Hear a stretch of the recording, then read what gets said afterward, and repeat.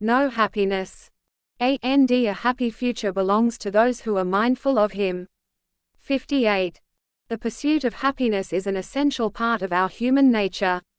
All of us want to be happy, even when sometimes we cannot pinpoint exactly what happiness is.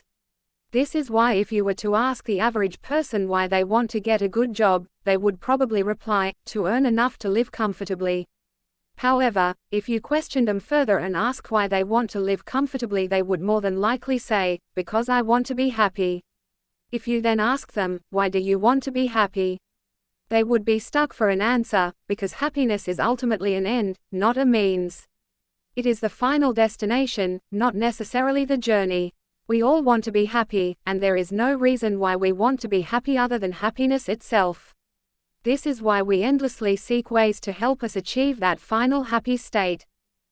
The journey that people seek varies from one person to the next. Some dedicate years to adding qualifications and career credentials to their names. Others work tirelessly in gyms to achieve a perfect figure.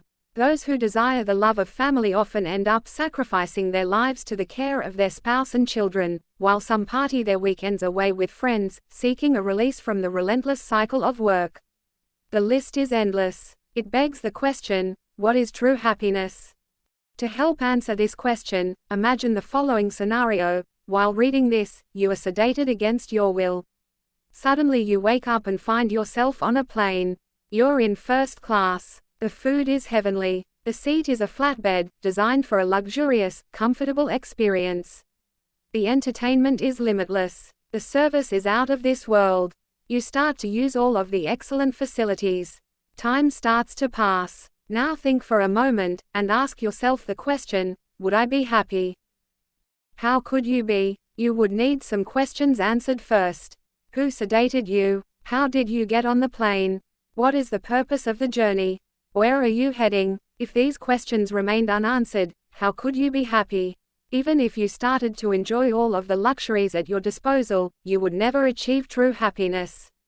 Would a frothy Belgian chocolate mousse on your dessert tray be enough to drown out the questions? It would be a delusion, a temporary, fake type of happiness, only achieved by deliberately ignoring these critical questions. Now apply this to your life and ask yourself, am I happy? Our coming into existence is no different from being sedated and thrown on a plane. We never chose our birth, our parents, or where we come from. Yet some of us do not ask the questions or search for the answers that will help us achieve our ultimate goal of happiness. Where does true happiness lie?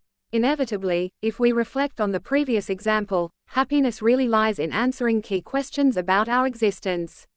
These include, what is the purpose of life? Where am I heading after my death? In this light, our happiness lies in our inwardness, in knowing who we are, and finding the answers to these critical questions. Unlike animals, we cannot be content by reacting to our instincts.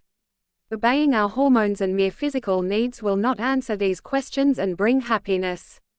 To understand why, reflect on another example. Imagine you were one of 50 human beings locked in a small room with no exit.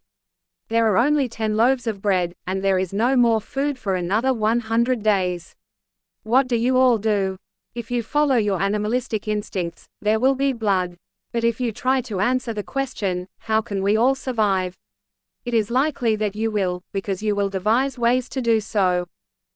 Extend this example to your life. Your life has many more variables, which can result in almost an infinite number of outcomes. Yet some of us just follow our carnal needs. Our jobs may require PhDs or other qualifications, and we may wine and dine with our partners, but all of that is still reduced to the mere instincts of survival and procreation. Happiness cannot be achieved unless we find out who we really are and search for answers to life's critical questions. However, under naturalism, these questions do not have any real answers. Why are we here? No reason at all. Where are we going? Nowhere. We will just face death. We all need to answer the fundamental question of why we are here. In Islam, the answer is simple yet profound. We are here to worship God. See chapter 15.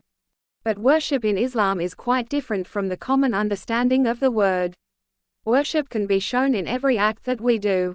The way we walk and talk to each other, the small acts of kindness we do each day. If we focus on pleasing God by our actions, then our actions become an act of worship.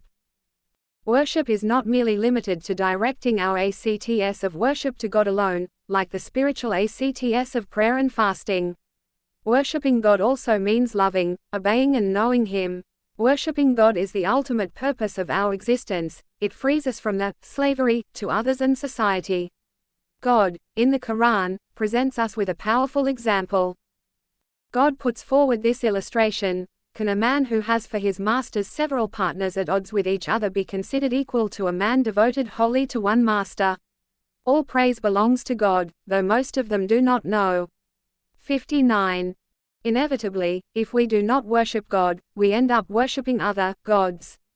Think about it. Our partners, our bosses, our teachers, our friends, the societies we live in, and even our own desires, enslave us in some way. Take, for example, social norms. Many of us define beauty based on social pressures. We may have a range of likes and dislikes, but these are shaped by others. Ask yourself, why are you wearing these trousers or this skirt? Saying you like it is a shallow response. The point is, why do you like it? If we keep on probing in this way, many will end up admitting, because other people think it looks nice. Unfortunately, we've all been influenced by the endless adverts and peer pressure that bombard us. In this respect we have many masters, and they all want something from us. They are all at odds with each other, and we end up living confused, unfulfilled lives. God, who knows us better than we know ourselves, who loves us more than our mothers love us, is telling us that He is our true master, and only by worshipping Him alone will we truly free ourselves. The Muslim writer Yasmin Magate explains in her book, Reclaim Your Heart, that anything other than God is weak and feeble, and that our freedom lies in worshipping Him.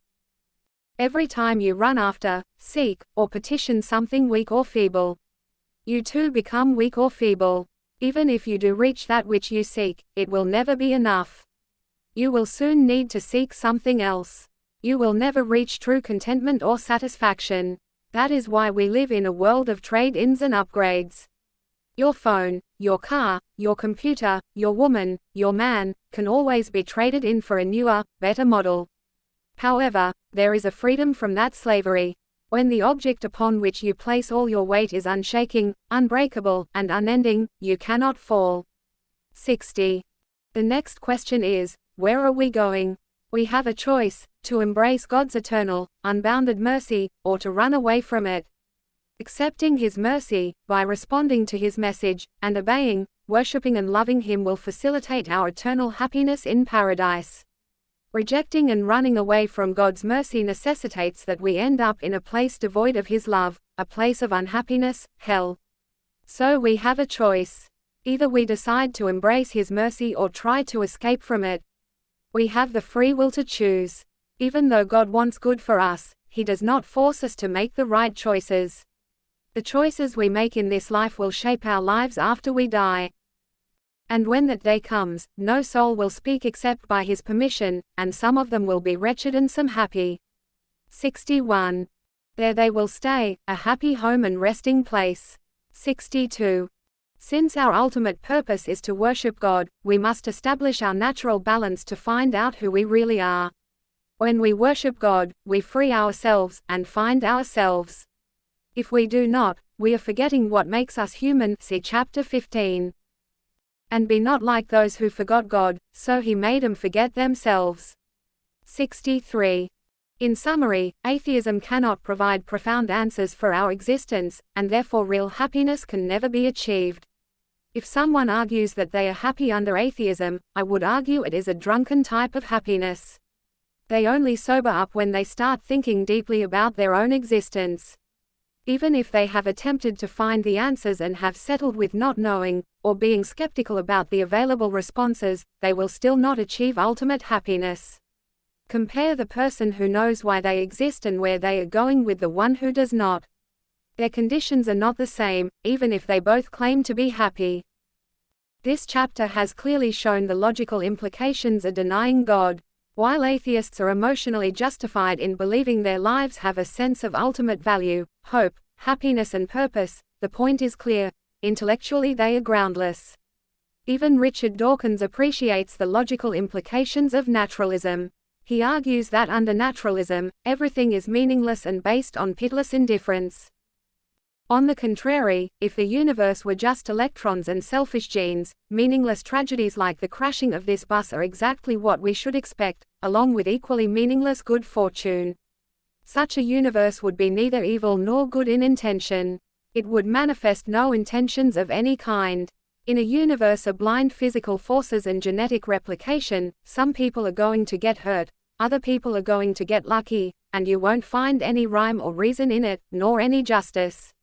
The universe we observe has precisely the properties we should expect if there is, at bottom, no design, no purpose, no evil and no good, nothing but blind, pitiless indifference. 64. A universe made up of non-rational, blind, cold physical stuff is not concerned with our emotions. Only God can provide the intellectual justification for the things that define our humanity. Chapter 3. Adversaries of reason: why atheism is irrational.